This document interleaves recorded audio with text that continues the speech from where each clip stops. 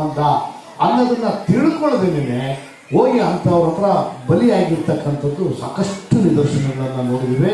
ಅದೇ ಸೂರ್ಯಜಿ, ಈಗ ನೀವು ಏನು ಹೇಳಿದ್ರಿ ಅದನ್ನು ನನ್ನ ಬಾಯಿಗೆ ಹೇಳು ಅಂತ ಹೇಳಿದ್ರಲ್ಲ, ಇದನ್ನು ನಾನು ಅತಿ ಶೀಘ್ರದಲ್ಲೇ ನಾವೆಲ್ಲ ಪತ್ರಿಕಾಗೋಷ್ಠಿ ಕರೆದುಬಿಟ್ಟು ವಿತ್ ಡಾಕ್ಯುಮೆಂಟೇಶನ್ ಇಡ್ತಾ ಇದ್ದೀವಿ. ಅವನು ಯಾರು, ಎಲ್ಲಿದ್ದ, ಮೈಸೂರಿನಲ್ಲಿ ಸರಿಸುಮಾರು ಒಂದು 15-20 ಇನ್ಸ್ಟಿಟ್ಯೂಟ್ಗಳು ಓಪನ್ ಆಗಿದ್ದಾವಂತೆ.